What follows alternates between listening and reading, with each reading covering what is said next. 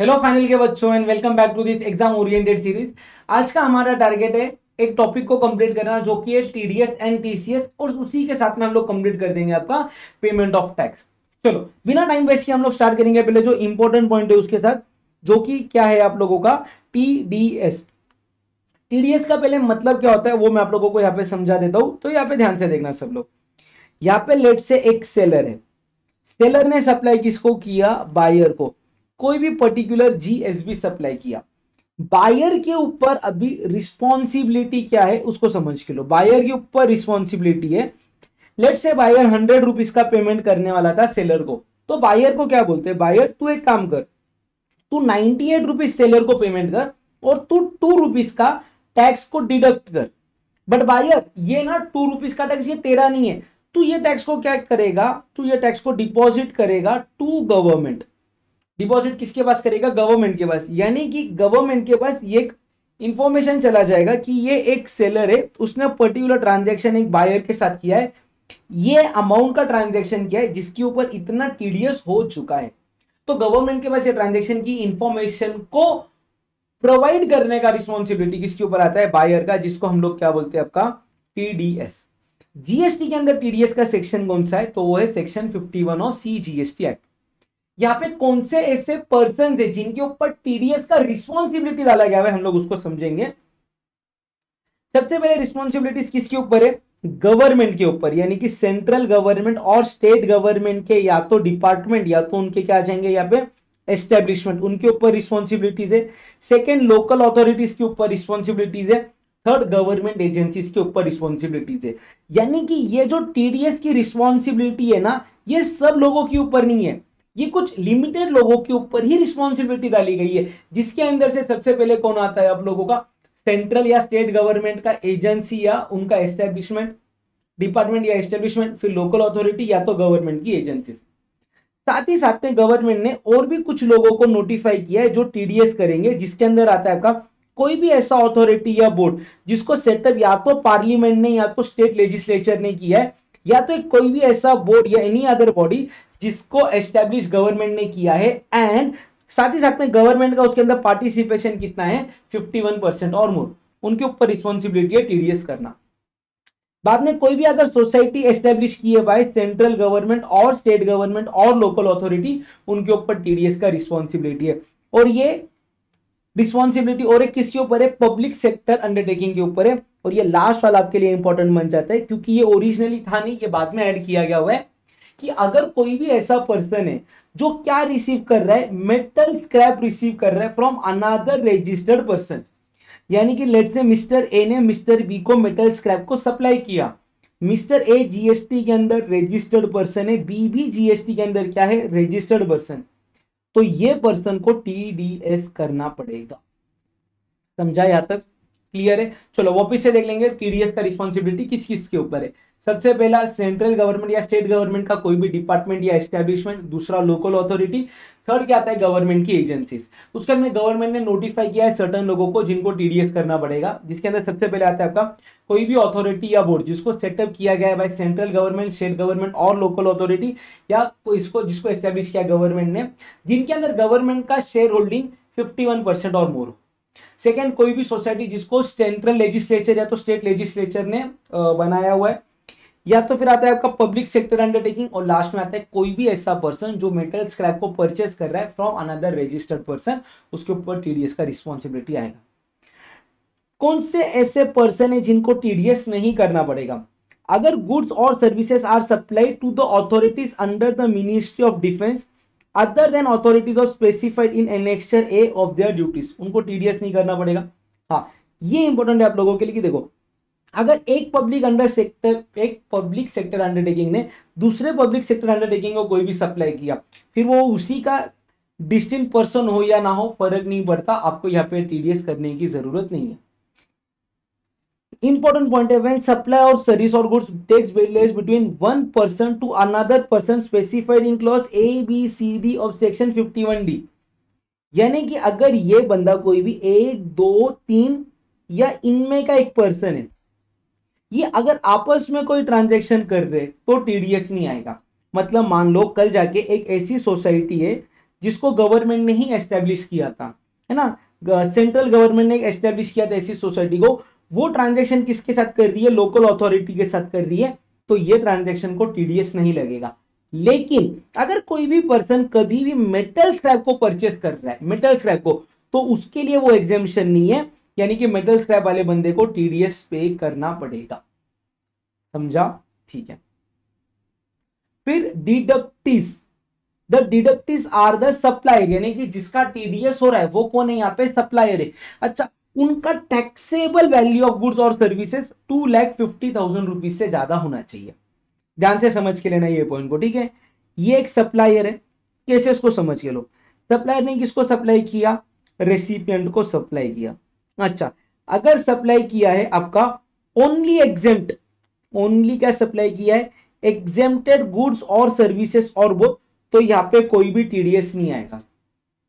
अगर यहाँ पे सप्लाई किया है ओनली टैक्सेबल गुड्स और सर्विसेज, गुड्स और सर्विसेज, तो आप लोग क्या चेक करोगे, वैल्यू को चेक करोगे। वैल्यू, अगर value less than equal to 2,50,000 तक है तो टीडीएस नहीं आएगा। अगर यहाँ पे value of supply more than 2,50,000 है तो भैया आपका टीडीएस आएगा। और लास्ट में आप लोग क्या करोगे, अगर यहाँ पे टैक्सेबल प्लस एग्जेम्प्ट सप्लाई बता रहे, टैक्सेबल प्लस कौन सा सप्लाई बता रहे, एग्जेम्प्ट सप्लाई, तो आप क्या चेक करोगे, टैक्सेबल वैल्यू को चेक करोगे, टोटल वैल्यू नहीं, किसको चेक करोगे, टैक्सेबल वैल्यू को। और अगर टैक्सेबल वैल्यू अप टू 2,50,000 है तो टीडीएस नहीं आएगा। अगर टैक्सेबल वैल्यू 2,50,000 से ज्यादा है तो ही टीडीएस आएगा। यहाँ पे ना, यहाँ पे जो भी वैल्यू रहती है ना, value is only of taxable amount, taxable amount that is without GST वाली अमाउंट। मतलब अगर एक पर्सन ने दूसरे पर्सन को सप्लाई किया 2,40,000 रुपीज का, उसके ऊपर 12% जीएसटी लगाया फॉर एग्जाम्पल, तो 2,40,000 प्लस 12%, इनवॉइस वैल्यू कितना हो रहा, 2,60,000 का कौन सा वैल्यू है, इनवॉइस वैल्यू। अपने को उससे लेना देना नहीं है, अपन क्या चेक करेंगे, टैक्सेबल वैल्यू कितना है। टैक्सेबल वैल्यू कितना है इस केस में, 2,40,000। ये कहने से लेस देन 2,50,000 है तो टीडीएस नहीं आएगा, ठीक है। अगर कोई भी सप्लायर कॉम्पोजिशन टैक्स पेयर है तो उस केस में भी टीडीएस आएगा। कॉम्पोजिशन वालों के लिए टीडीएस का कोई भी एग्जेम्पशन नहीं है, यानी कि अगर सप्लायर कॉम्पोजिशन डीलर है, वो उसको सप्लाई कर रहा है तो सामने वाला पर्सन टीडीएस के लिए लायबल है, तो टीडीएस करना पड़ेगा, कोई ऑप्शन नहीं है। टीडीएस कितने परसेंट से करोगे, अगर ये इंट्रा स्टेट सप्लाई है तो 1% सीजीएसटी प्लस 1% आपका क्या आ जाएगा, एसजीएसटी। और अगर ये इंटर स्टेट सप्लाई है तो 2% क्या आ जाएगा आपका, सीधा आईजीएसटी आ जाएगा, ठीक है। आपको कोई भी टीडीएस नहीं डिडक्ट करना पड़ेगा। अगर, चलो मैंने एकदम एक सिंपल लाइन में ना आप लोगों को बताता हूं, फिर ये टेबल से और समझाता हूं। अगर टीडीएस आपको करना है, टीडीएस की प्रोविजन एप्लीकेबल करनी है, तो आपको ये चेक करना है कि लोकेशन ऑफ सप्लायर और place of supply either anyone और बोथ, ये कॉमन होने चाहिए। किसके साथ कॉमन होने चाहिए, लोकेशन ऑफ बायर के साथ। लोकेशन ऑफ बायर यानी कि लोकेशन ऑफ रेसिपिएंट। अगर location of recipient is not common with location of supplier और प्लेस ऑफ सप्लाई तो टीडीएस नहीं होगा। एग्जांपल से समझो, यहां पे सप्लायर ए स्टेट में, place of supply A state में, रेसिपिएंट ए स्टेट में, तो टीडीएस होगा। सप्लायर ए स्टेट में, place of supply A state में, रेसिपिएंट बी स्टेट में, टीडीएस नहीं होगा। सप्लायर ए स्टेट में, place of supply B state में, बट लोकेशन ऑफ रेसिपिएंट भी बी स्टेट है, तो टीडीएस होगा, क्योंकि यहां पे ये दोनों क्या बन गए, कॉमन। समझा क्या, समझा। तो पहले केस में टीडीएस होगा। अभी देखो ना, सप्लायर और place of supply same state है, तो यहां पे लगेगा आपका इंट्रा स्टेट वाला टीडीएस, जिसके अंदर आपका सीजीएसटी जाएगा, सीजीएसटी 1% जाएगा, एसजीएसटी 1% जाएगा। सेकेंड केस में तो टीडीएस हो ही नहीं रहा, क्योंकि रेसिपिएंट का लोकेशन सप्लायर और प्लेस ऑफ सप्लाई से कॉमन नहीं है। थर्ड केस में सप्लायर ए में है, प्लेस ऑफ सप्लाई बी में, रेसिपिएंट बी में, तो टीडीएस होगा। और सप्लायर और प्लेस ऑफ सप्लाई तो अलग अलग स्टेट में, इसके लिए कौन सा वाला टीडीएस होगा, आईजीएसटी वाला टीडीएस होगा, जो कि रहेगा आपका 2% के हिसाब से। समझा क्या, क्लियर है। चलो, फिर वैल्यू ऑफ सप्लाई के अंदर इनवॉइस वैल्यू को लेने का, excluding taxes charge under GST but including all other taxes, यानी कि कस्टम ड्यूटी वगैरह रहेगा तो उसको ऐड करना पड़ेगा। जिसने टीडीएस किया है उसके ऊपर रिस्पॉन्सिबिलिटी है ये टैक्स के अमाउंट को गवर्नमेंट के पास डिपॉजिट करना by 10th of next month. मतलब अगर समझो कोई भी जुलाई मंथ का अमाउंट है, जब आपने जुलाई महीने में पेमेंट किया, अगर उसके ऊपर टीडीएस लग रहा है तो उसका पेमेंट का डेट क्या बन जाएगा, लास्ट डेट बन जाएगा 10th अगस्त। और मान लो अगर आपने वो डिपॉजिट किया 15th अगस्त को, तो कितने दिन का डिले हो गया आपका, 5 डेज का डिले हो गया। तो आपको 5 डेज का क्या पे करना पड़ेगा, इंटरेस्ट पे करना पड़ेगा।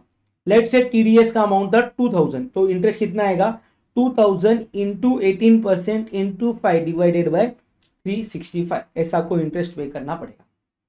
ठीक है, जो भी आपने सामने वाले का टीडीएस डिडक्ट किया है, आप उसको टीडीएस के लिए एक फॉर्म दोगे जीएसटीआर 7A।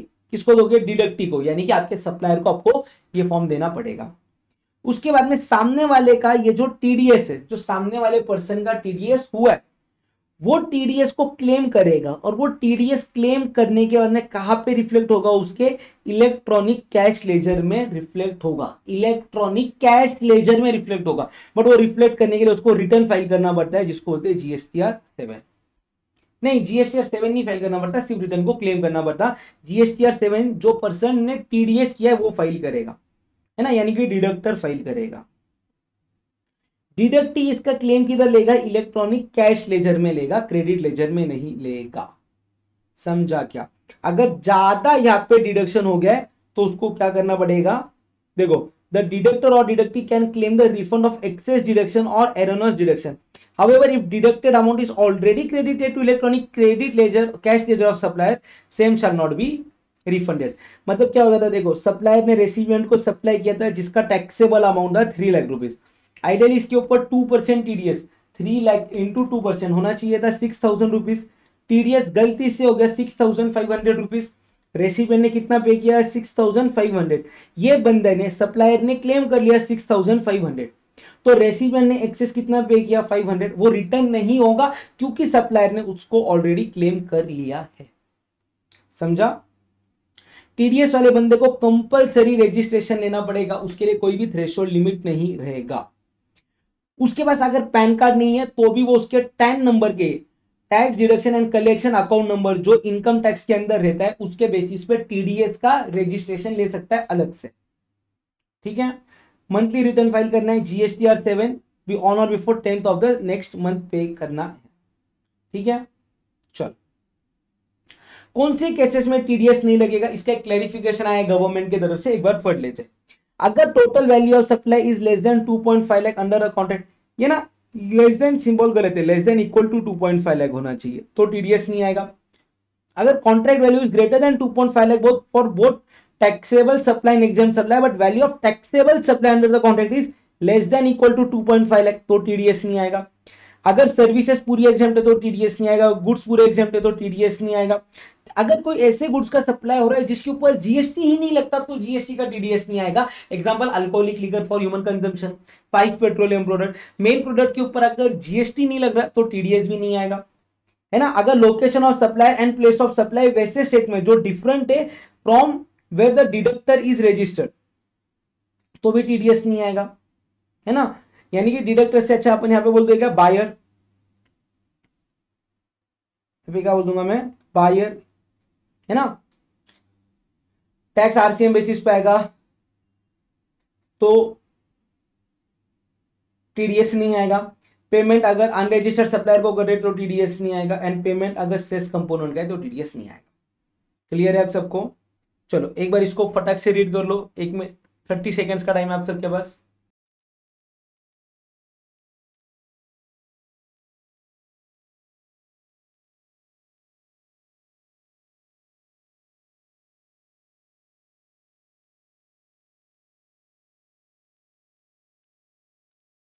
चलो क्लियर है सबको यहां तक? अभी अगला पॉइंट किसकी बात करता है, टीसीएस। टीसीएस मतलब क्या, टैक्स कलेक्टेड एट सोर्स। उसका मतलब भी समझ के लो क्या है।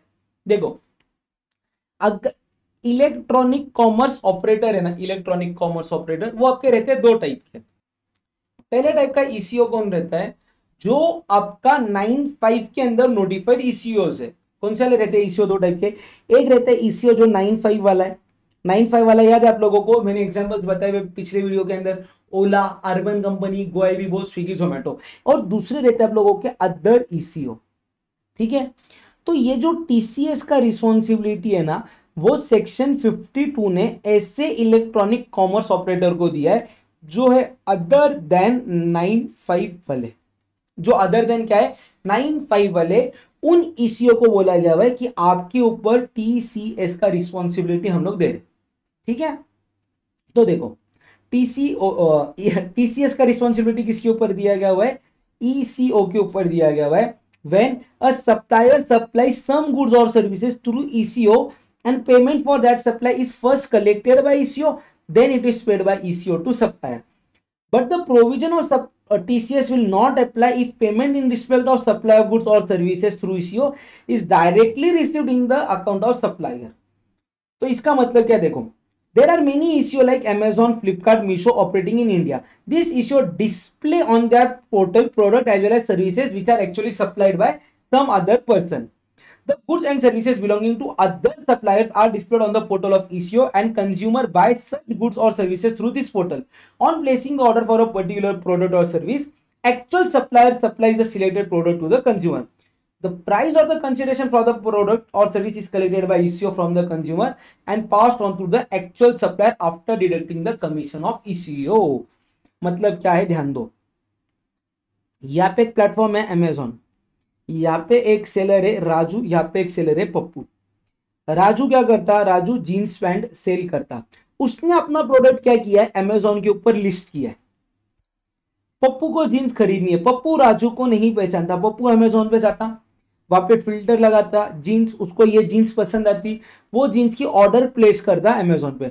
अमेजोन आगे किसको बोलता है, राजू को बोलता है, राजू अपने पास से एक ऑर्डर आया भाई अपने को देना है। राजू इसकी डिलीवरी किसको देता है, पप्पू को देता है।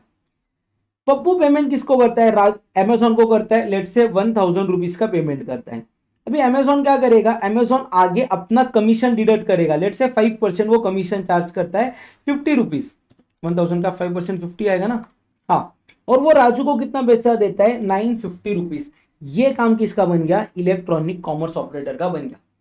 टीसीएस कब आएगा, जब पेमेंट अमेजोन, पप्पू ने अमेजोन को किया और अमेजोन ने राजू को किया, तभी टीसीएस का प्रोविजन लगता है। अगर पप्पू ये पेमेंट डायरेक्टली राजू को कर देगा तो टीसीएस का प्रोविजन एप्लीकेबल नहीं होगा। समझा क्या, तो टीसीएस कौन करेगा कलेक्ट, ऐसा ईसीओ कलेक्ट करेगा जो एजेंट नहीं है, has been mandated to collect TCS from the, अभी ध्यान से सुनना word, net value of taxable supplies made through it by other supplier where ECO collects the consideration on behalf of supplier। थोड़ा ना अभी ये पॉइंट्स को समझ के लो, ठीक है। ट्राई करूंगा एक चार्ट फॉर्म में आप लोगों को समझाने का। देखो, एक सप्लायर ऑनलाइन प्रोडक्ट सप्लाई कर रहा है, ऑनलाइन क्या सप्लाई कर रहा है, प्रोडक्ट। अगर वो प्रोडक्ट को सप्लाई कर रहा है थ्रू ओन वेबसाइट, मतलब उसका खुद का वेबसाइट है जिसके थ्रू वो प्रोडक्ट को सेल कर रहा है, तो यहाँ पे टीसीएस का प्रोविजन एप्लीकेबल नहीं होगा। अगर वो सप्लाई कर रहा है थ्रू अदर पर्संस वेबसाइट, तो टीसीएस लगेगा। तो अपन क्या चेक करेंगे यहाँ पे, consideration is collected by, consideration कौन कलेक्ट कर रहा है, डायरेक्टली अगर सप्लायर कलेक्ट कर रहा है, डायरेक्टली कौन कलेक्ट कर रहा है, सप्लायर, तो टीसीएस का प्रोविजन नहीं लगेगा। अगर वो कलेक्ट कर रहा है ईसीओ और फिर रेमिट कर रहा है, तो यहाँ पे टीसीएस का प्रोविजन एप्लीकेबल हो जाएगा। तो टीसीएस का प्रोविजन लगने के लिए सप्लायर ने खुद के वेबसाइट से प्रोडक्ट को नहीं बेचना है, दूसरे के वेबसाइट से बेचना है, और रेसिपिएंट ने पेमेंट पहले ईसीओ का करना है, ईसीओ ने आगे सप्लायर को पेमेंट करना है, तो ही आपका टीसीएस का प्रोविजन लगेगा। समझा क्या, क्या परसेंटेज से टीसीएस लगेगा, इंट्रा स्टेट सप्लाई के लिए लगेगा 0.25%, इंटर स्टेट के लिए लगेगा 0.5%। और यहाँ पे एक वर्ड आया था नेट वैल्यू, नेट वैल्यू का मतलब है net value of taxable supply minus कोई भी रिटर्न आया हुआ।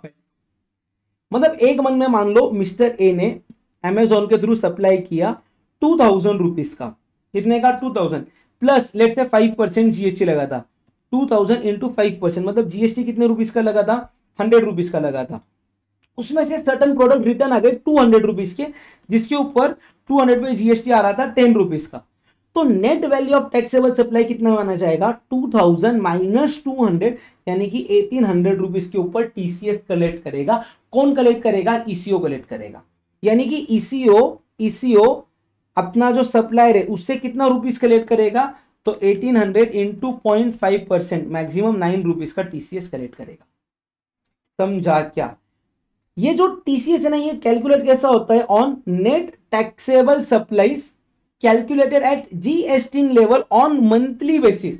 अच्छा, जीएसटी लेवल मतलब अगर समझो एक बंदा है वो महाराष्ट्र में भी रजिस्टर्ड है। वो किधर रजिस्टर्ड है? महाराष्ट्र। और कहां पे रजिस्टर्ड है? गुजरात। वो अपना प्रोडक्ट कहां से बेच रहा है? अमेजोन पे से बेच रहा है। तो अमेजोन जब टीसीएस का कैलकुलेशन करेगा ना, वो सेपरेट कैलकुलेशन करेगा महाराष्ट्र के लिए और सेपरेट कैलकुलेशन करेगा किसके लिए? गुजरात के लिए। क्लियर है यहां तक? और वो कौन से अमाउंट पे टीसीएस करेगा? जितना भी महाराष्ट्र वाले बंदे ने सेल्स किया था माइनस जितना भी उसको सेल्स रिटर्न हुआ था, वो अमाउंट के ऊपर क्या करेगा? टीसीएस कलेक्ट करेगा। सेम गोज विद गुजरात वाला पार्टी। ठीक है? ठीक है क्या? TCS is not liable to be collected on reverse charge mechanism वाला सप्लाई। अगर रिवर्स चार्ज मैकेनिज्म में रेसिपिएंट को टैक्स पे करना है उसके ऊपर टीसीएस नहीं आएगा। क्लियर है आप सबको? चलो ये वाले पॉइंट को भी एक सेकंड के लिए रीड कर लो सब लोग। मैं पानी पी लेता हूं फटक से। क्लियर है यहां तक आप सबको? चलो अगला पॉइंट किसकी बात करता है? स्पेशल प्रोविजन जो फॉलो करनी की है ईसीओ को in respect of supply of goods made through it by a person exempted from obtaining the registration. इसके बाद में यहाँ पे वो बंदे को क्या बोलेंगे? पर्सन। अच्छा, यहाँ पे पर्सन जो है, पर्सन वो जीएसटी के अंदर क्या है? अनरजिस्टर्ड पर्सन है। देखो अगर अनरजिस्टर्ड पर्सन है, सप्लाई ऑफ गुड्स कर सकता है अप टू ₹20 लाख कर सकता है, विद इन द स्टेट कर सकता है, इंटर स्टेट सप्लाई नहीं कर सकता। तो उसके लिए क्या बोला गया है? देखो ईसीओ अलाउ करेगा supply of goods to the said person, सिर्फ उसके पास क्या रहना चाहिए? एनरोलमेंट नंबर एलोकेटेड रहना चाहिए। ईसीओ कौन सा टाइप का सप्लाई अलाउ करेगा? ओनली इंट्रा स्टेट सप्लाई, यानी कि it will not allow inter state supply. अगर सामने वाला बंदा रजिस्टर्ड नहीं है और सिर्फ इंट्रा स्टेट सप्लाई कर रहा है तो eco shall not collect TCS in respect of supply of goods made through it by the person. और ईसीओ को क्या बोला गया भाई? Eco shell furnish the details of goods supply of goods made through it by the said person in the form GSTR8 electronically on the portal. यानी कि अगर समझो कोई भी अनरजिस्टर्ड पर्सन ईसीओ से सप्लाई कर रहा है, विद इन सेम स्टेट कर रहा है और वो जीएसटी में रजिस्टर्ड नहीं है तो टीसीएस नहीं आएगा। समझा क्या? ठीक है क्या? चलो अगर कोई भी पर्सन कॉम्पोजिशन स्कीम को ऑप्ट किया है, कॉम्पोजिशन स्कीम यानी कि कौन सा? सेक्शन 10। कौन सा स्कीम? सेक्शन 10। तो ईसीओ उसको क्या नहीं अलाउ करेगा? इंटरस्टेट सप्लाई अलाउ नहीं करेगा। ईसीओ क्या कलेक्ट करेगा? टीसीएस कलेक्ट करेगा और गवर्नमेंट को पे करेगा। क्लियर है? कौन से डेट तक ईसीओ पेमेंट करेगा? 10th of the next month, यानी कि जून महीने का टीसीएस कब तक डिपॉजिट होगा? 10 जुलाई तक डिपॉजिट होगा। समझा क्या? समझाए? तो ये वाला एक इलस्ट्रेशन है आप लोगों के लिए, एक बार रीड कर लो सब लोग फटक से। दोनों इलस्ट्रेशन अपन अभी देख लेंगे यहाँ पे।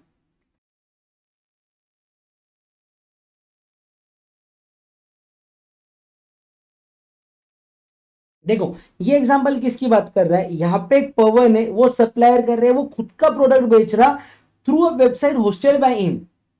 क्या ये इलेक्ट्रॉनिक कॉमर्स ऑपरेटर के अंदर आएगा और क्या इसके ऊपर टीसीएस आएगा? तो आंसर इज नो, ये इलेक्ट्रॉनिक कॉमर्स ऑपरेटर में नहीं आएगा, इसके ऊपर टीसीएस नहीं आएगा, जो भी नॉर्मल जीएसटी है वो आएगा। ठीक है? देखो अगर कोई भी बंदा someone is selling their own product to their own website तो उसके ऊपर टीसीएस नहीं आएगा, नॉर्मल जीएसटी लगेगा एप्लीकेबल रेट के हिसाब से। एक था बंदा मिस्टर चेतन, वो परचेस कर रहा था डिफरेंट वेंडर से और चेतन उसको बेच रहा था खुद ही की वेबसाइट पे से, क्या टीसीएस आएगा? Answer is no. भले ही वो दूसरे पर्सन से परचेस कर रहा, आज वो ओनर है वो गुड्स का, वो अपने ही गुड्स अपनी ही वेबसाइट से बेचेगा, तो भैया उस केस में टीसीएस नहीं आएगा। समझा क्या? तो जो पर्सन टीसीएस कलेक्ट करते हैं उनको कौन सा फॉर्म भरना पड़ता है? GSTR8 भरना पड़ता है। कब तक भरना पड़ता है? जो मंथ में टीसीएस हुआ उसके अगले महीने के कौन सी डेट तक? 10th डेट तक भरना पड़ता है। ये अपन ने ऑलरेडी पढ़ लिया था, है ना? The amount collected by it as a TCS during the month within the 10 days after the end of the each month. Additionally उनको एक एनुअल स्टेटमेंट फाइल करना in the form of GSTR 9B. Eco को annual return file करना पड़ता है GSTR 9B बोल के. Let's एक फाइनेंशियल ईयर के एग्जांपल से समझाऊंगा मैं आपको. फाइनेंशियल ईयर 24-25 का कब तक पे करना है, कब तक फाइल करना है GSTR 9B. तो ये ईयर कब खत्म होता, 31 मार्च 2025. वहां से जो 31 दिसंबर आता है, यानी कि 31 दिसंबर 2025 तक फाइल करना है. यानी कि जो फाइनेंशियल ईयर खत्म हो गया वहां से जो इमीडिएट 31 दिसंबर आने वाला है वहां तक 9B फाइल करना पड़ता है. ठीक है. GSTR 8 आप लोग after the expiry of 3 years from the due date of furnishing the statement file नहीं कर सकते हो. मतलब क्या हो गया, देखो जून 2025 का आप GSTR 8 कब तक फाइल कर सकते हो, कब तक फाइल कर सकते हो, 10 जुलाई 2025. बाय एनी रीजन आपसे डिले हो गया तो ये डिले मैक्सिमम कितने टाइम का रह सकता है, 3 years. 3 years कब खत्म होते हैं आपके, 9 जुलाई 2026, 27, 28, 2028. यही डेट तक आप इस पीरियड का GSTR 8 फाइल कर सकते हो. इसके बाद में करना अलाउड है क्या, नॉट अलाउड. इसके बाद में फाइल करना नॉट अलाउड. समझा क्या, क्लियर है.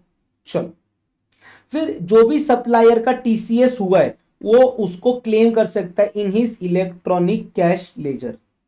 किधर क्लेम कर सकता है, इलेक्ट्रॉनिक कैश लेजर. GSTR 8 कब तक फाइल कर सकते हैं, 3 years from the relevant date. नहीं कलेक्ट किया तो उसके ऊपर इंटरेस्ट चार्ज करना पड़ेगा. ठीक है.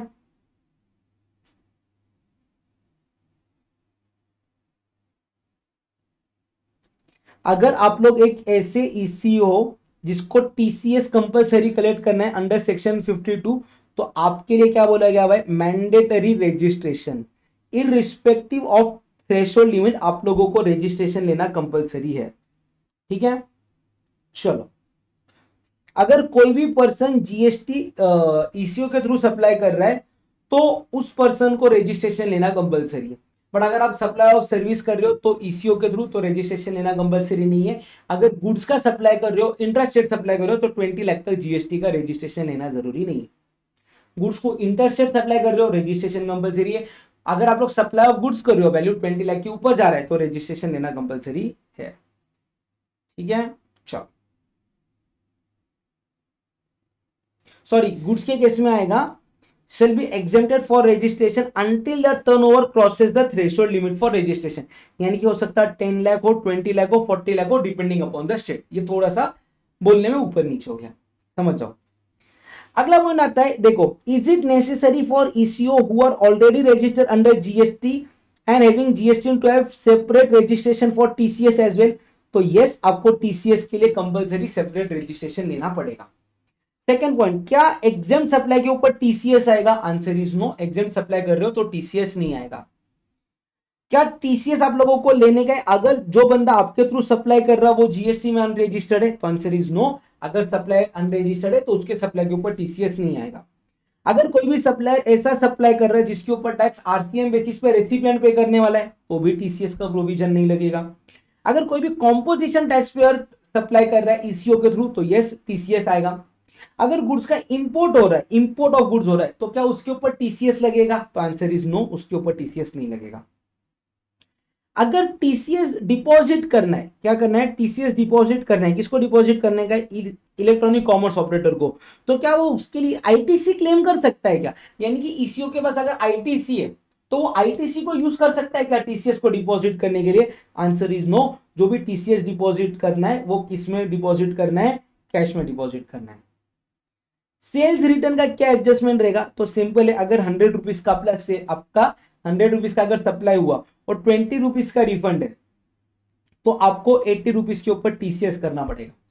तो ऐसा हो सकता है एक पर्टिकुलर मंथ में 100 रुपीज का सेल है सप्लाई और पिछले महीने का रिटर्न भी ज्यादा आ गया और रिटर्न आया 120 रुपीज का, तो नेट सप्लाई कितना है, -20. इसको क्या कर दोगे आप लोग, इग्नोर कर दोगे, इसको कैरी फॉरवर्ड नहीं कर दोगे, इसको क्या कर दोगे आप लोग, इग्नोर कर दोगे. वो महीने में TCS नहीं आएगा.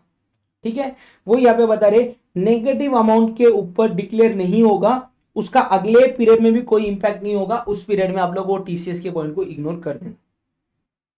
टीसीएस कब आएगा? टीसीएस तब आएगा जब once the supply has been made through ECO, उस टाइम पे आपका टीसीएस आ जाएगा। यानी कि देखो ध्यान से समझना, आपने सप्लाई किया 30 अक्टूबर के दिन, बट आपको पेमेंट कब मिल रहा है? नवंबर में मिल रहा है, तो टीसीएस का लायबिलिटी कौन से मंथ का है? तो अगर आप यहाँ पे वर्ड्स को पढ़ोगे तो टीसीएस तब आएगा जब एक बार सप्लाई हो चुका है। ये वाले एग्जांपल में सप्लाई कब हो गया? 30 अक्टूबर, पेमेंट मिल रहा है नवंबर में, पेमेंट का दिन रेलेवेंट ही नहीं है, सप्लाई कौन से दिन पे हुआ? 30 अक्टूबर, तो टीसीएस कब आएगा? In the month of October. समझा क्या? वो पॉइंट है यहाँ पे। क्या ईसीओ को रजिस्ट्रेशन हर एक स्टेट में लेना कंपलसरी है? तो answer is yes, registration for TCS would be required in each state जहां से वो काम कर रहा है। अगर समझो, अब इसको एग्जांपल से समझो, एक ईसीओ है, वो सिर्फ 3 स्टेट में काम कर रहा, गोवा, दिल्ली, गुजरात। उसको कितने रजिस्ट्रेशन लेने पड़ेंगे? 3 रजिस्ट्रेशन लेने पड़ेंगे, 3 अलग अलग स्टेट में। समझो उसका गोवा के अंदर है प्रिंसिपल प्लेस ऑफ बिजनेस, और ये दोनों स्टेट में उसका कोई भी फिजिकल ऑफिस नहीं है। ठीक है, गोवा में उसका क्या है? प्रिंसिपल प्लेस ऑफ बिजनेस नहीं है। दिल्ली गुजरात में, गोवा में प्रिंसिपल प्लेस ऑफ बिजनेस है, दिल्ली गुजरात में उसका कोई भी फिजिकल प्रेजेंस नहीं है। तो ईसीओ को क्या बोला? फिर भी तुझे 3 रजिस्ट्रेशन लेने पड़ेंगे। तेरा यहाँ पे फिजिकल ऑफिस नहीं है ना, चल कोई बात नहीं, तू जब दिल्ली में या जब तू गोवा गुजरात में रजिस्ट्रेशन ले रहा है ना, तो जहाँ पे प्लेस ऑफ बिजनेस डालते ना, वहां पे तू तेरा हेड ऑफिस यानी कि गोवा का प्लेस ऑफ बिजनेस डाल, बट तुझे रजिस्ट्रेशन अलग से दिल्ली और गुजरात के लिए सेपरेटली लेना पड़ेगा। अगर कोई भी एक फॉरेन ईसीओ है जिसका इंडिया के अंदर कोई भी फिजिकल प्लेस नहीं है, जैसे कि अमेजोन हो गया, ठीक है, अमेजोन लेट से यूएसए की कंपनी है, वो इंडिया में बिजनेस कर रहा, इंडिया में उसका ना कोई भी ये नहीं है, फिजिकल प्रेजेंस नहीं है, इंडिया में क्या नहीं है? उसका फिजिकल प्रेजेंस नहीं है। तो उस केस में क्या करना पड़ेगा? उस केस में भी उसको सेपरेट रजिस्ट्रेशन लेना पड़ेगा हर वो स्टेट में जहां से वो बिजनेस कर। ईसीओ का खुद का प्रेजेंस नहीं, बट उसका एजेंट तो रहेगा इंडिया में काम करते हुए, तो जो भी उसका एजेंट है, उसका जो फिजिकल प्लेस ऑफ बिजनेस है एजेंट का, उसको वो अपना प्लेस ऑफ बिजनेस डिक्लेयर बोल के वहां पे रजिस्ट्रेशन लेना पड़ेगा। समझा क्या? क्लियर है आप सबको यहां तक? चलो बढ़ेंगे अगले पॉइंट की तरफ। अगला पॉइंट बात करता है, अगर आप लोग ऐसा ईसीओ हो जो रेस्टोरेंट की सर्विसेज दे रहे, ध्यान से समझ के लेना। एग्जांपल स्विगी, स्विगी ने क्या किया? एक होटल है, लेट से होटल ईशान, यहाँ पे कस्टमर है लेट से विनीत, विनीत ने क्या किया? स्विगी पे ऑर्डर प्लेस किया, और ऑर्डर कहाँ पे प्लेस किया? ईशान होटल से उसने खाना मंगाया। तो इस केस में ये वाला जो ट्रांजैक्शन है ना, ये सेक्शन 9(5) के अंदर कवर्ड है। तो यहाँ पे स्विगी को क्या माना जाएगा? सप्लायर। ये ट्रांजैक्शन पे स्विगी को क्या पे करना पड़ेगा? जीएसटी। स्विगी कोई भी टीसीएस कलेक्ट नहीं करेगा ऑन रेस्टोरेंट सर्विस। कौन सा सर्विस? Restaurant service. ठीक है, बट इसी के अंदर ना एक एग्जांपल को देख लो। यहाँ पे विनीत है, विनीत ने स्विगी के थ्रू ऑर्डर प्लेस किया। किसको ऑर्डर प्लेस किया? ईशान होटल को प्लेस किया ऑर्डर। और ऑर्डर में क्या प्लेस किया मालूम है क्या? एक पालक पनीर। क्या प्लेस किया? एक पालक पनीर। और यहाँ पे सेकेंड ऑर्डर प्लेस किया, लेट से 1 लीटर पेप्सी, 1 लीटर पेप्सी। अभी ईशान होटल है ना, यहाँ पे स्विगी के थ्रू 2 चीजें बेच रहा है। एक ये जो पालक पनीर बेच रहा है ना, ये रेस्टोरेंट के सर्विसेज में क्लासीफाई होता, बट ये जो 1 लीटर पेप्सी है ये गुड्स के केस में क्लासीफाई होता। तो यहाँ पे स्विगी को क्या बोला हुआ है? ये जो पालक पनीर है ना, पालक पनीर यानी कि रेस्टोरेंट वाला सर्विस, तो उसके ऊपर टीसीएस कलेक्ट मत कर, बट ये जो प्रीपैक्ड फूड आइटम्स बेचे जा रहे हैं, जो सप्लाई ऑफ गुड्स माने जा रहे है ना, इसके ऊपर तुझे टैक्स कलेक्ट करना पड़ेगा, इसके ऊपर टीसीएस आएगा। ठीक है, क्या ईसीओ को सेपरेट रजिस्ट्रेशन लेना पड़ेगा अगर वो ऑनलाइन फूड डिलीवरी का सर्विस दे रहे? तो आंसर इज नो, अलग से रजिस्ट्रेशन लेने की जरूरत नहीं है। ये किसके एग्रीगेट टर्नओवर में इंक्लूड होगा? जो रेस्टोरेंट से सर्विस सप्लाई हो रहा, यानी कि यहाँ पे विनीत ने ऑर्डर किसके थ्रू किया था? ईशान के, स्विगी के थ्रू ईशान होटल को ऑर्डर किया था। तो ये जो पालक पनीर का टर्नओवर है, एग्रीगेट टर्नओवर, ये किसके एग्रीगेट टर्नओवर में आएगा? स्विगी के आएगा या ईशान के आएगा? तो क्लैरिफिकेशन है, ये होटल जो है उसी के एग्रीगेट टर्नओवर में आएगा। देखो, this clarified the aggregate turnover of the person supplying restaurant service through issues shall include aggregate value of supplies made by the restaurant through eco. तो ये ईशान के एग्रीगेट टर्नओवर में आ जाएगा। अभी यहाँ पे ना दो ट्रांजेक्शन हो रहे हैं, एक बायर साइड का ईसीओ है, एक सेलर साइड का ईसीओ है। ये ट्रांजेक्शन को समझ के लो। यहां पे एक पर्सन था करण, करण एक ईसीओ पे गया, लेट से इसका नाम था क्लाइंट बाजार, इसका नाम क्या था क्लाइंट बाजार। करण ने क्लाइंट बाजार से कांटेक्ट किया सेलर बाजार को, इसको कांटेक्ट किया सेलर बाजार, और सेलर बाजार पे मिस्टर चेतन कोई तो भी प्रोडक्ट को सप्लाई करता था। यहां पे ये है बायर, बायर ने किसको कांटेक्ट किया, बायर ने अपने ईसीओ को कांटेक्ट किया, वहां से गुड्स की ऑर्डर प्लेस की। बायर की ईसीओ ने क्या किया, मार्केट में सेलर बाजार एक सेलर का ईसीओ था, उसको कनेक्ट किया, जाके थ्रू सेलर अपना प्रोडक्ट सेल करता था। तो इस केस में दो ईसीओ आ गए, एक आ गया बायर का ईसीओ, एक आ गया सेलर का ईसीओ। तो इस केस में टीसीएस का प्रोविजन किसके ऊपर एप्लीकेबल है, ये क्वेश्चन है। तो यहां पे गवर्नमेंट ने क्लैरिफाई किया हुआ है कि सारा कंप्लायंस जो है टीसीएस का वो करेगा सप्लायर साइड का ईसीओ। यानी कि अपने एग्जांपल में सप्लायर साइड का ईसीओ कौन है यहां पे, ये है सेलर बाजार। तो यहां पे टीसीएस का सारा प्रोविजन किसको करना पड़ेगा, सेलर बाजार को यहां पे टीसीएस का प्रोविजन करना पड़ेगा। ये बंदे को टीसीएस का यानी कि बायर के ईसीओ को टीसीएस का कोई भी कंप्लायंस करने की जरूरत नहीं है।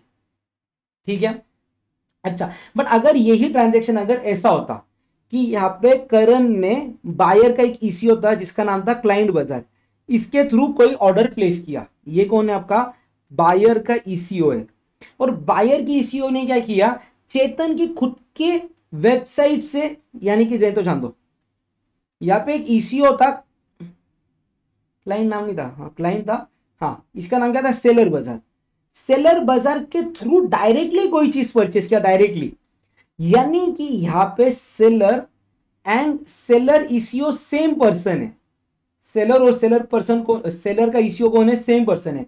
तो इस केस में टीसीएस का प्रोविजन किसके ऊपर लग जाएगा, बायर के ईसीओ के ऊपर लग जाएगा। ये दो पॉइंट्स यहां पे थे। चलो डन, अपना भी टीडीएस टीसीएस वाला पॉइंट हो गया। एक छोटा सा पॉइंट है इसके अंदर पेमेंट ऑफ टैक्स, बस उसको भी हार्डली 10-15 मिनट्स में यहाँ पे अपन कंप्लीट कर देंगे, मतलब अपना आज वाला टॉपिक हो जाएगा यहाँ पे कंप्लीट। ठीक है, चलो नेक्स्ट टॉपिक है आपका पेमेंट ऑफ टैक्स। इसके ज्यादा डिटेल्स में अपन जाएंगे नहीं, जो जो बेसिक इंपॉर्टेंट पॉइंट है वो अपन यहाँ पे पढ़ के लेंगे। तो जो भी आपका भी टैक्स का पेमेंट करना रहता है, जो भी आपको क्या करना रहता है, आपका टैक्स का पेमेंट करना रहता है, वो आप दो वेज के थ्रू कर सकते हो। या तो आप उसके लिए आपका क्रेडिट लेजर का बैलेंस यूज कर सकते हो, या तो आप कौन सा बैलेंस यूज कर सकते हो, कैश लेजर का बैलेंस यूज कर सकते हो। क्रेडिट लेजर का बैलेंस से आप लोग पेमेंट कर सकते हो ओनली टैक्स, कौन सा पेमेंट कर सकते हो, only tax. But cash ledger के थ्रू आप एनी पेमेंट कर सकते हो, एनी पेमेंट, एनी पेमेंट यानी कि आप टैक्स का पेमेंट कर सकते हो, interest, late fee, penalty, other dues, उसका पेमेंट आप लोग कैश लेजर के थ्रू कर सकते हो। क्रेडिट लेजर में आपके कौन से अमाउंट आते हैं, तो जो भी आप लोगों ने इनवर्ट सप्लाई के टाइम पे टैक्स पे किया था वो आपके क्रेडिट लेजर में आ जाएगा, और जो भी आपने इनवर्ट सप्लाई का आरसीएम बेसिस पर टैक्स किया था वो सब आपके क्रेडिट लेजर में आ जाएगा। कैश लेजर में पैसा आपको तीन तरीके से आता है, एक तो आपने सेल्फ डिपॉजिट किया रहेगा, या अगर सामने वाले ने आपका टीडीएस किया रहेगा, अगर आप उसको क्लेम कर रहे हो तो वो कैश लेजर में आएगा। सिमिलरली अगर सप्लायर ने आपका टीसीएस कलेक्ट किया रहेगा वो भी आपके इलेक्ट्रॉनिक कैश लेजर में आ जाएगा। इलेक्ट्रॉनिक कैश लेजर में अगर आप पैसा खुद से डिपॉजिट कर रहे हो तो पैसा डिपॉजिट करने के दो मेथड रहते हैं, एक तो रहता है ऑनलाइन, दूसरा रहता है ऑफलाइन। देखो ध्यान रखना, जो आपको चालान जनरेट करना रहता है ना वो कंपलसरी चालान जनरेट ऑनलाइन होता, बाद में जब आप पेमेंट करते हो तब आप ऑनलाइन कर सकते हो, ऑफलाइन कर सकते हो। ऑनलाइन में आ गया आपका नेट बैंकिंग आ गया, आईएमपीएस आ गया, debit card, credit card, UPI के थ्रू पेमेंट कर सकते हो। कितना पेमेंट कर सकते हो आप लोग, अनलिमिटेड अमाउंट का कर सकते हो। ऑफलाइन के अंदर एक प्रोविजन है जिसको बोलते हैं over the counter payment, OTC, over the counter payment, जिसके अंदर जीएसटी गवर्नमेंट ने सर्टेन बैंक्स के साथ टाई अप किया हुआ है, और आप एक टैक्स पीरियड के लिए उस बैंक में जाके फिजिकली कैश पे कर सकते हो। सुनो ना, कैश फिजिकली पे करोगे, चलान ऑनलाइन ही जनरेट होगा आपका, और यहाँ पे आप मैक्सिमम एक पीरियड के लिए कितना अमाउंट डिपॉजिट कर सकते हो, 10,000 रुपीज डिपॉजिट कर सकोगे। ठीक है, ठीक है क्या, ये रहा पेमेंट ऑफ टैक्स का point. Online payment, internet banking, UPI, IMPS, credit card, debit card, कितनी अमाउंट, कोई लिमिट नहीं है। ऑफलाइन पेमेंट में एनईएफटी, आरटीजीएस हो गया या ओवर द काउंटर में मैक्सिमम 10,000 रुपीज पर चलान पर टैक्स पीरियड। ठीक है, चलो चलान को जनरेट करना क्या है आप लोगों के लिए मैंडेटरी है, ऑनलाइन चलान को जनरेट करना। एक बार चलान जनरेट किया 15 डेज के लिए वो वैलिड रहता है, आपको 15 डेज में पेमेंट करना पड़ता है। ठीक है, अभी देखो ये ना, ये लेजर आप लोगों को दिखेगा यहाँ पे, इलेक्ट्रॉनिक कैश लेजर के अंदर है ना, ये जो हेड्स है ना, इसको आपके मेजर हेड्स बोले जाते हैं। सॉरी उल्टा बोल दिया मैंने, यहाँ पे ना आपके मेजर हेड्स जो है ना, उल्टा बोल दिया, सॉरी सॉरी सॉरी, ये बन जाते हैं आपके माइनर हेड्स। 1 2 3 4 5, ये कौन से हेड्स आपके माइनर हेड्स, और ये कौन से हेड्स आपके मेजर हेड्स है। तो अगर समझो मेरे पास ये अमाउंट इधर डिपॉजिटेड, इधर मतलब इधर सेंट्रल टैक्स के टैक्स वाले अमाउंट में, तो मैं इसको यूज कर सकता सिर्फ सेंट्रल टैक्स के टैक्स का पेमेंट करने के लिए। अगर मेरा सेंट्रल टैक्स का लेट फी का पेमेंट है तो ये अमाउंट मैं यहाँ पे यूज नहीं कर सकता, या तो अगर मेरा इन आईजीएसटी का 100 रुपीज का टैक्स का पेमेंट है तो भी मैं ये अमाउंट को इधर यूज नहीं कर सकता। यानी कि कैश लेजर के अंदर जो amount specific major and minor head के अंदर है वो उसी मेजर एंड माइनर हेड के अगेंस्ट यूटिलाइज हो जाएगी। बट कोई भी अमाउंट कोई भी मेजर या माइनर हेड से कहीं भी दूसरे मेजर माइनर हेड पे आप लोग ट्रांसफर कर सकते हो, यूज नहीं कर सकते हो बट ट्रांसफर कर सकते हो, जिसके लिए आपको फॉर्म PMT09 भरना पड़ता है अमाउंट को ट्रांसफर करने के लिए। ठीक है, ठीक है, क्या ट्रांसफर करना पॉसिबल है। आप आपके एक जीएसटी नंबर से दूसरे जीएसटी नंबर में भी अमाउंट को ट्रांसफर कर सकते हो, आपका सीजीएसटी या आईजीएसटी का अमाउंट। एग्जांपल देखो, आपके ना महाराष्ट्र लेजर था और एक आपका सॉरी महाराष्ट्र में एक रजिस्ट्रेशन था और गुजरात में एक रजिस्ट्रेशन था। महाराष्ट्र में आपके पास जीएसटी नंबर कितना है, 80,000 रुपीज का सीजीएसटी, 50,000 का एसजीएसटी, 1,20,000 का आईजीएसटी और शेष था 10,000 रुपीज का। अभी आपको महाराष्ट्र से टैक्स को ट्रांसफर करना है गुजरात के लिए, आप लोग कर सकते हो क्या? यस आप लोग कर सकते हो, प्रोवाइडेड महाराष्ट्र की कोई भी लाइबिलिटी पेंडिंग नहीं रहनी चाहिए, महाराष्ट्र का सारा पेमेंट हो जाना चाहिए।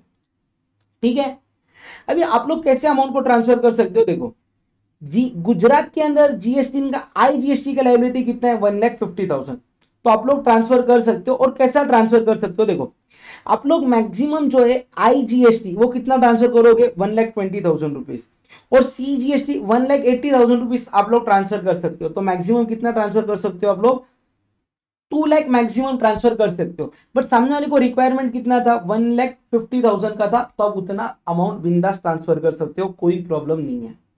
ठीक है, देखो 1,20,000 महाराष्ट्र का आईजीएसटी और महाराष्ट्र का सीजीएसटी का 30,000, इसको आपने गुजरात में क्या बोल के ट्रांसफर कर दिया, आईजीएसटी बोल के ट्रांसफर कर दिया। सर मतलब अपन ये वाला अमाउंट ट्रांसफर नहीं कर सकते क्या? ये नहीं कर सकते, सेस नहीं कर सकते। और ये भी सीजीएसटी और आईजीएसटी ट्रांसफर करने के पहले महाराष्ट्र का लाइबिलिटी सारा पेड ऑफ रहना चाहिए। ठीक है, चलो फिर आता है क्रेडिट लेजर। क्रेडिट लेजर के अंदर जितना भी आपका अमाउंट है जो आपने सेल्फ असेस किया है उसको आप लोग क्लेम कर सकते हो, कोई प्रॉब्लम नहीं है। ठीक है, फिर आपको टैक्स कौन से मेथड में आप लोग आपकी लाइबिलिटी का पेमेंट करोगे वो यहां पे क्वेश्चन है। सबसे पहले आप लोग पे करोगे आपका प्रीवियस टैक्स पीरियड के taxes, interest, late fee, penalty, फिर करंट टैक्स पीरियड का tax, interest, late fee, penalty, फिर बाकी कोई भी अदर ड्यूज जो पेंडिंग रहेगा उसको आपको पेमेंट करना पड़ेगा। क्लियर है, चलो फिर इलेक्ट्रॉनिक क्रेडिट लेजर से आप लोग कौन सा पेमेंट कर सकते हो, ओनली टैक्स का पेमेंट कर सकते हो। इलेक्ट्रॉनिक कैश से आप लोग एनी पेमेंट कर सकते हो। ठीक है, पर ध्यान रखना अगर आपकी कोई भी लाइबिलिटी है on account of reverse charge mechanism, RCM वाला लाइबिलिटी है, तो इसको आप लोग कंपलसरी किसमें पे करोगे, कैश में पेमेंट करोगे। इसके लिए आप लोग क्रेडिट को यूज नहीं कर सकते हो। ठीक है, What happens if the taxable person file returns but does not make the payment of tax? इस केस में return is not considered as valid return. एक रिटर्न को वैलिड डिक्लेयर करने के लिए उसके अंदर के सारे टैक्सेस का पेमेंट होना चाहिए। तो unless the supplier has paid the entire self assessed tax and file the return recipient has filed the return, the ITC of the recipient would not be confirmed. यानी कि अगर समझो सप्लायर ने recipient को supply किया जिसके ऊपर tax था 18,000, तो ये सप्लायर ने गवर्नमेंट को 18,000 रुपीज का टैक्स पे करना चाहिए। ठीक है।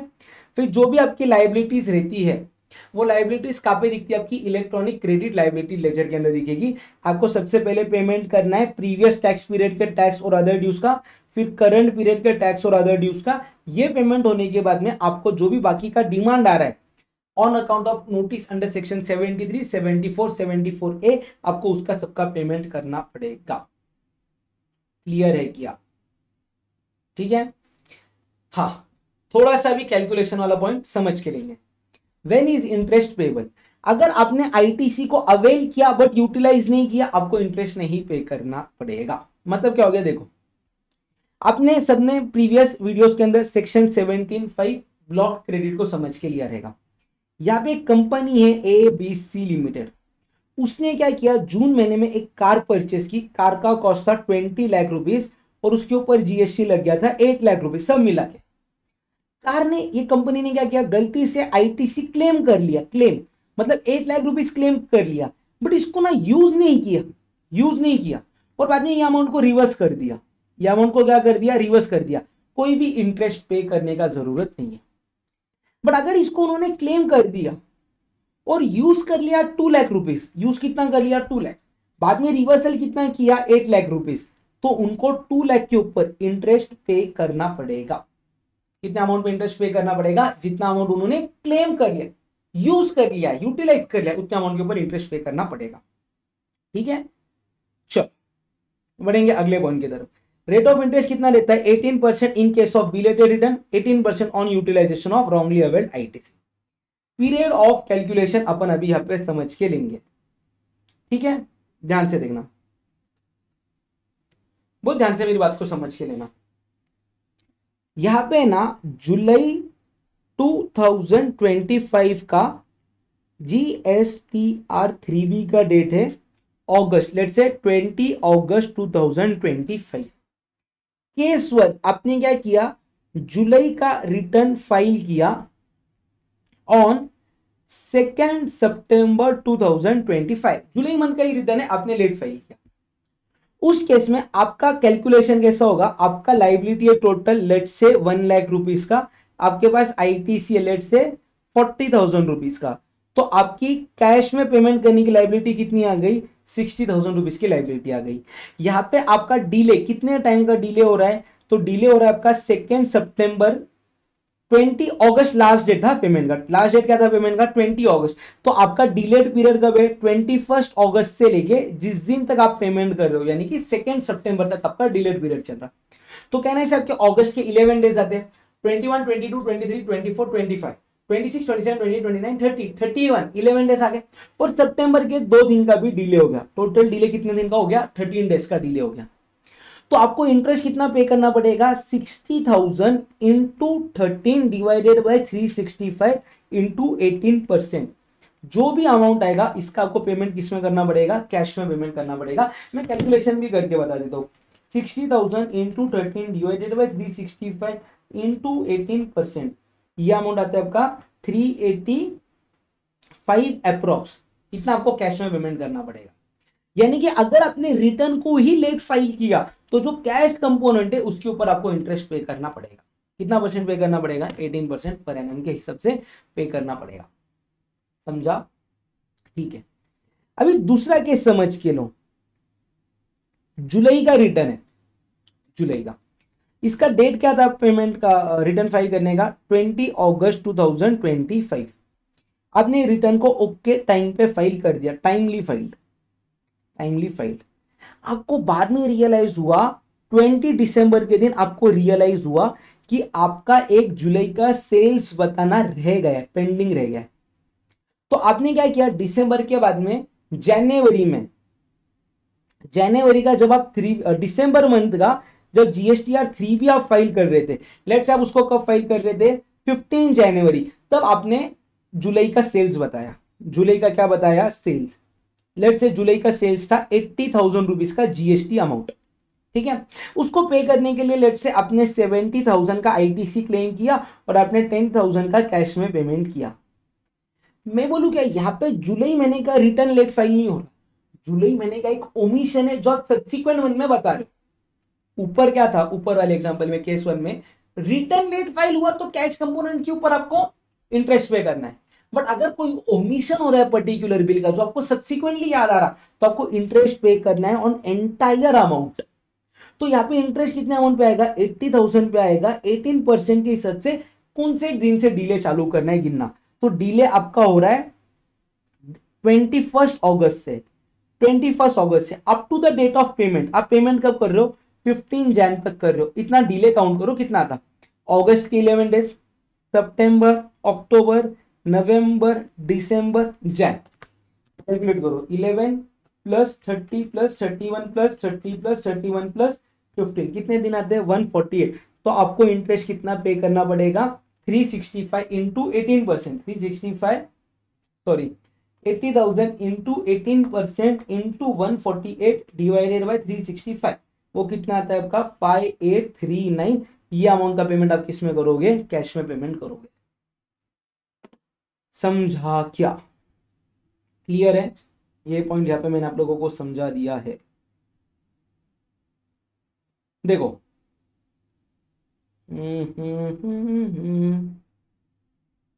हाँ, और एक बहुत मजेदार पॉइंट है यहां पे, मैं आप लोगों को समझाता हूं, ध्यान से देखना, ठीक है। मैं बात कर रहा हूं जुलाई 2025, इसका रिटर्न फाइल करने का डेट क्या है, रिटर्न फाइल करने का डेट है 20 अगस्त 2025। आपका जुलाई महीने के अंदर लाइबिलिटी टू पे टैक्स है 1 लाख, लाइबिलिटी कितना है 1 लाख। आपके पास क्रेडिट है 20,000 रुपीज का, कितने रुपीज का, 20,000 रुपीज का। आपके पास है ना इलेक्ट्रॉनिक कैश लेजर में balance as on 20 August available है 26,000 रुपीज का। आपने बाद में कैश को डिपॉजिट किया 25 अगस्त के दिन लेट से 50,000 रुपीज का, और रिमेनिंग कैश कितना बचता है अभी, 1 lakh minus 20,000 minus 26,000 minus 50,000, remaining cash कितना बचता, 4,000 का। आपने क्या किया, 2 सितंबर के दिन 4,000 कैश पेमेंट किया और रिटर्न को फाइल किया। और किसको फाइल किया, रिटर्न को फाइल किया। तो अभी यहाँ पे सिंपल बातें देखो क्या बोलते हैं, 20 अगस्त के दिन, 20 अगस्त के दिन आपका पोजीशन चेक करो, आपका पोजीशन है 1 लाख रुपीज पे करना। आपके पास क्रेडिट कितना है 20,000 रुपीज। बट कहना है इसे, अगर आपने 20 अगस्त के दिन ही रिटर्न फाइल किया रहता था तो आपके पास कैश में ये 26,000 रुपीज अवेलेबल थे। तो यानी कि आपको नेट कैश कितना पे करना पड़ा रहता था, 54,000। मतलब जब भी आप इंटरेस्ट का कैलकुलेशन कर रहे हो तो आप ये चेक करो, अगर रिटर्न लेट फाइल हो रहा है तो जो रिटर्न का ड्यू डेट था, क्या उस दिन कोई भी कैश लेजर के अंदर बैलेंस अवेलेबल था। अगर रहेगा तो उसके ऊपर भी इंटरेस्ट पे करने की जरूरत नहीं है। यानी कि अपने एग्जांपल में अभी इंटरेस्ट लगेगा 54,000 पे 18% के हिसाब से 11 इंटू 13 डेज का। सर ये भी तो अमाउंट डिपॉजिट हुआ था, तो इसके ऊपर इंटरेस्ट क्यों लग रहा है, क्योंकि डेट था 20 अगस्त, ये अमाउंट डिपॉजिट हो रहा है 20 अगस्त के बाद, इसके लिए उसके ऊपर भी आपको इंटरेस्ट देना पड़ेगा। समझा क्या, क्लियर है यहाँ तक। चलो, the interest shall be payable on the amount which is by which the balance of the electronic credit ledger falls below the amount of wrong ITC wrongly availed. देखो क्या हो रहा था, चलो यार ये वाला कैलकुलेशन मैंने आप लोगों को ऑलरेडी बता दिया है, इसमें कोई बुरी बात नहीं है। चलो ये वाला पॉइंट भी मैंने आप लोगों को समझाया हुआ है, 1 मिनट के लिए आप लोग रीड कर लो फटाक से सब लोग ये वाला पॉइंट।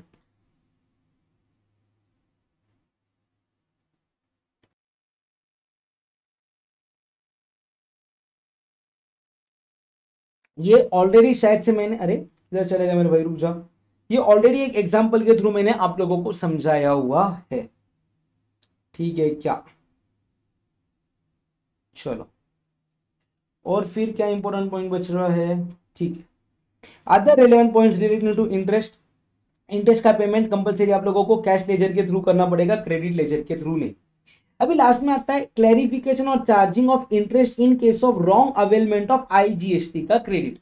देखो इसका एक एग्जांपल रहेगा, यहाँ पे ध्यान से देखना। एबीसी एक रजिस्टर्ड पर्सन है जिसने रॉन्गली आईटीसी क्लेम किया था आईजीएसटी का 1,80,000 in the month of April. देखो अभी सबसे पहली बात को ये समझ के लो, आपको है ना, अगर आपने रॉन्ग आईटीसी क्लेम किया, रॉन्ग आईटीसी क्या किया क्लेम, तो आपको उसके ऊपर इंटरेस्ट तभी पे करना पड़ता है जब आपने आईटीसी को क्या किया क्लेम। अगर आपने सिर्फ अवेल किया, क्लेम नहीं किया, तो उसके ऊपर आपको कोई भी इंटरेस्ट पे करने की जरूरत नहीं है। बराबर है।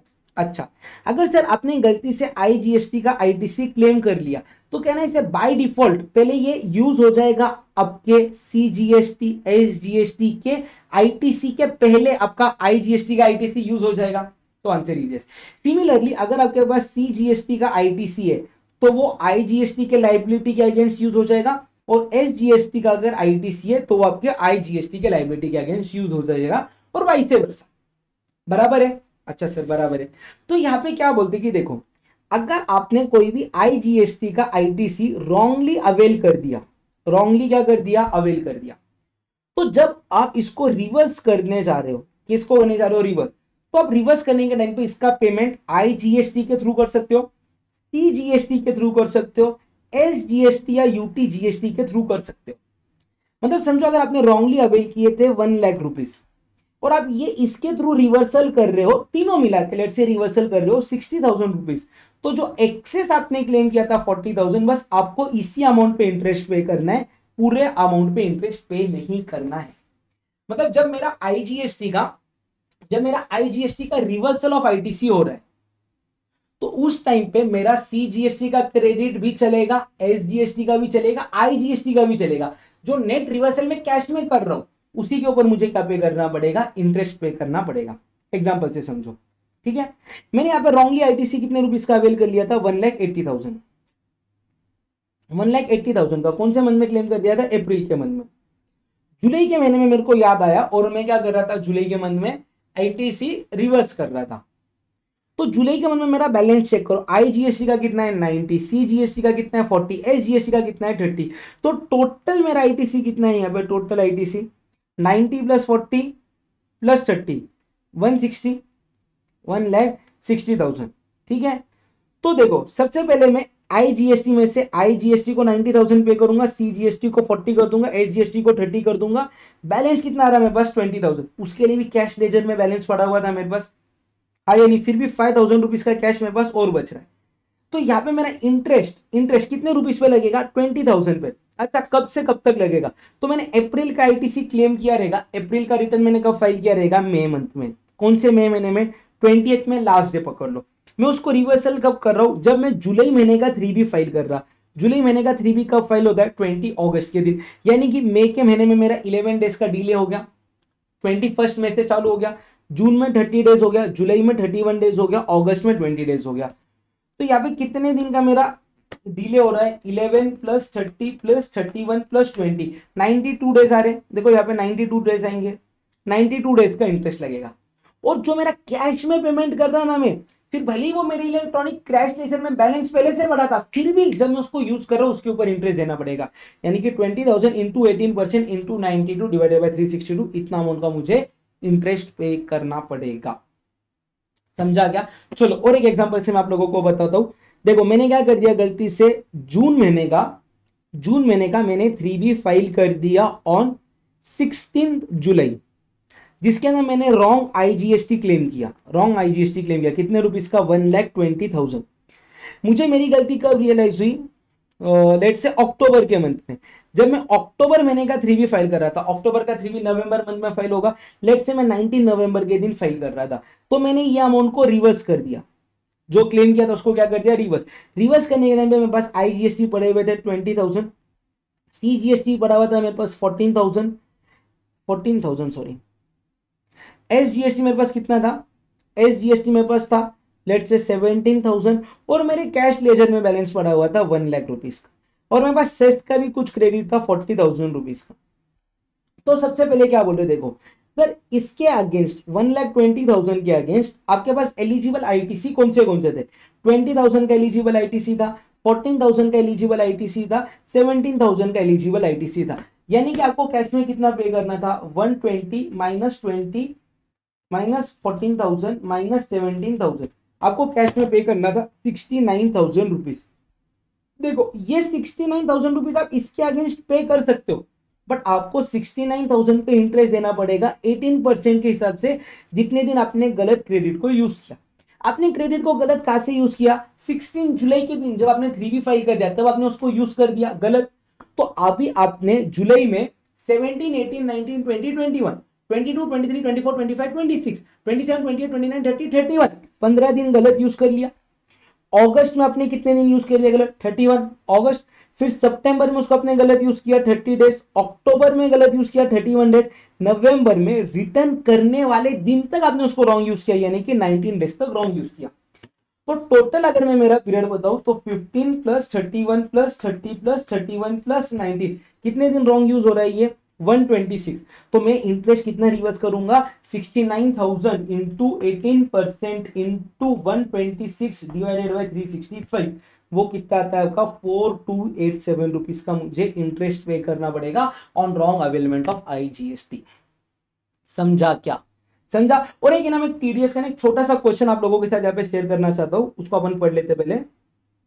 किधर गया किधर गया किधर गया, हाँ देखो ये टीडीएस का क्वेश्चन है। ये क्वेश्चन मेरी इच्छा है कि आप लोगों को एक बार मैं बता दूं, टीडीएस का कंसेप्ट रिवाइज हो जाएगा। अच्छा क्विकली एक बार अपन रिकॉल करते हैं, टीडीएस कितना परसेंट आएगा, अगर इंट्रास्टेट सप्लाई रहेगा तो सीजीएसटी और एसजीएसटी ईच 1%, इंटरस्टेट सप्लाई रहेगा तो कितना आएगा आईजीएसटी 2%। कब आएगा, जब आपका taxable supply is more than 2,50,000 and location of supplier और प्लेस ऑफ सप्लाई एक तो भी कॉमन होना चाहिए, किसके साथ, लोकेशन ऑफ रेसिपिएंट के साथ। पहला वाला केस देखो ध्यान से, यहाँ पे ना नीचे जीएसटी का रेट दिया रहेगा कहीं, तो जीएसटी का रेट कितना आपने को अज्यूम करना है, 18% अज्यूम करना है। कितना परसेंट अज्यूम करना है, 18% मैक्सिमम है, ठीक है। चलो अपन ना ये आंसर सॉल्व करने की कोशिश करते हैं। देखो आपने, आप किधर रजिस्टर्ड हो, दिल्ली में, आप किधर रजिस्टर्ड हो, दिल्ली में, ठीक है। आप लोग सिर्फ और सिर्फ किसको सप्लाई कर रहे हो, गवर्नमेंट का department, agencies and person notified under section 51, यानी कि आप उनको सप्लाई कर रहे हो जो बायर्स आपका टीडीएस करने वाले। आपको निकालना है कौन कौन टीडीएस करेगा। सबसे पहले आपने सप्लाई किधर किया, कोलकाता में, कितने रुपीस का सप्लाई किया, 2,60,000 इंक्लूसिव ऑफ जीएसटी। तो एक्सक्लूडिंग जीएसटी अमाउंट कितना आएगा, 260। देखो 2,60,000 इंटू 18%, यार थोड़ा सा पेंसिल के साइज में गलत हो गया, देख लो। आपने यहाँ पे कितना सप्लाई किया, 2,60,000 इंटू 18% डिवाइडेड बाई 118, अमाउंट कितना आएगा आपका, 260 into 18% divided by 118, sorry 260 into 18 divided by 118, कितना अमाउंट आता है ये आपका, अरे सॉरी ये जीएसटी का अमाउंट नहीं निकलना है, आपको टैक्सेबल अमाउंट निकलना है, सो सॉरी। आपका अमाउंट कितना आएगा, 2,60,000 into 100 divided by 118, 260 into 100 divided by 118, आपका अमाउंट आता है somewhere 2,20,339। Since it is less then 2,50,000 आपका टीडीएस नहीं आएगा, केस 1। केस 2, आपने कार रेंटल सर्विस दी कितने रुपीस की, 2,95,000, करो वापिस से 2,95,000 into 100 divided by 118, 295 into 100 divided by 118, कितना आता है ये, एग्जैक्ट 2,50,000 आता। टीडीएस कब आएगा, जब amount is more than 2,50,000, exact 250 पे भी आपका टीडीएस नहीं आएगा। थर्ड केस, आपने सप्लाई किया है heavy machine to public sector undertaking located and registered in Uttarakhand, तो आपका प्लेस ऑफ सप्लाई क्या आ गया, उत्तराखंड आ गया, लोकेशन ऑफ रेसिपिएंट क्या आ गया, उत्तराखंड आ गया, आपका लोकेशन क्या है, दिल्ली, तो ये कौन सा सप्लाई बन गया, इंटर स्टेट सप्लाई बन गया। सप्लाई अगर मैं टैक्सेबल अमाउंट निकालू तो 5 लाख आएगा विदाउट जीएसटी। तो since amount is greater then 2,50,000 मेरा टीडीएस आएगा एट द रेट 2%। टीडीएस उसी अमाउंट का करना है जो आप अमाउंट पे कर रहे हो। आप यहाँ पे अमाउंट कितना पे कर रहे हो, 2,50,000, तो इसके ऊपर आपको आईजीएसटी का टीडीएस करना पड़ेगा 2%, तो 25,000 इंटू 2%, टीडीएस कितना आएगा आपका 500 रुपीज का टीडीएस आएगा, ठीक है क्या। अभी आप सप्लाई कर रहे हो taxable goods to Delhi office of national housing bank society establish by government of India under the societies registration act. अच्छा, location of recipient and place of supply क्या है आपका, दिल्ली है, यानी कि ये कौन सा सप्लाई बन गया, इंट्रास्टेट सप्लाई बन गया। 6,49,000 का supply, 6,49,000 into 100 divided by 118, total supply कितने का आपका 5,50,000 का है, ग्रेटर देन 2.5 लाख है, टीडीएस आएगा 1% CGST 1% SGST, तो इसका 500 रुपीज का CGST का टीडीएस आएगा और 500 रुपीज का इसका SGST वाला टीडीएस आएगा। समझा क्या? फिर आपने क्या किया है, इंटीरियर डेकोरेशन किया है Andhra Bhavan located in Delhi. Service contract is entered with the agreement of government of Andhra Pradesh. सुनो ना, location of recipient is Andhra Pradesh, place of supply is Delhi, location of supplier is Delhi. Can I say location of supplier and place of supply is not common with location of recipient, तो यहां पे TDS नहीं आएगा। समझा क्या? Last में एक मतलब लास्ट नहीं है ये, देख लेते, दो ही चीजें बाकी है। आपने कॉन्ट्रैक्ट किया है supply of printed books and printed postcards to west Delhi post office. Total contract कितने का है, 9,72,000, जिसके अंदर supply of books exempt supply कितने रुपीज का है, 7 लाख। अच्छा, इसके तो पहले दो पार्ट कर दो। 7 लाख रुपीज का कौन सा सप्लाई आपका एग्जाम सप्लाई, इसके ऊपर आपका टीडीएस नहीं आता। बच रहा कितना अमाउंट है, 2,72,000। इसका अगर मैं टैक्सेबल अमाउंट निकालू यहाँ पे 272 इंटू 100 डिवाइडेड बाय 118, वो कितना आता है 23508 which is less than 2.5 lakh. इसके ऊपर भी टीडीएस नहीं आएगा।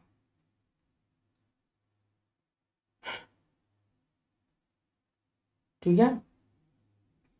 मेंटेनेंस कर रहे हो आप लोग स्ट्रीट लाइट का for east Delhi, maintenance service कर रहे हो जिसके अंदर value of goods is not more than 25%। अगर आप लोग गवर्नमेंट को सप्लाई कर रहे हो कॉम्पोजिट सप्लाई जिसके अंदर गुड्स का वैल्यू इज अप टू 25%, तो ये सप्लाई क्या माना जाता है, एग्जेम्प्ट सप्लाई। और क्योंकि ये सप्लाई एग्जेम्प्ट सप्लाई है, इसके ऊपर भी आपका टीडीएस नहीं आएगा। Are we clear? समझा क्या? समझा क्या? देखो इसके अंदर एक दो ही पॉइंट कंफ्यूजन वाले थे। एक तो आपका वो आंध्र प्रदेश वाला था जहां पे प्लेस ऑफ सप्लाई सेम है, और ये क्वेश्चन नंबर 6 जहां पे आपका एग्जेम्प्ट और मिक्स सप्लाई साथ में दिया गया था। क्लियर है? चलो, इसी के साथ हमारा topic TDS TCS and payment of tax होता है कंप्लीट। मैं मेरी एनर्जी पूरी दे रहा हूं, बट आप लोग बहुत कंजूसी कर रहे हो यार। वीडियो को लाइक एंड कमेंट करने में क्या जाएगा आपका, अगर आपने छोटा सा लाइक एंड कमेंट कर दिया तो फटाफट जल्दी से लाइक करो, कमेंट करो, और आपके सारे फाइनल स्टूडेंट जिनका जन्म दिसंबर 2025 या जैन 2026 में, आपके सभी फ्रेंड्स के साथ ये प्लेलिस्ट को फटाक से शेयर कर दो।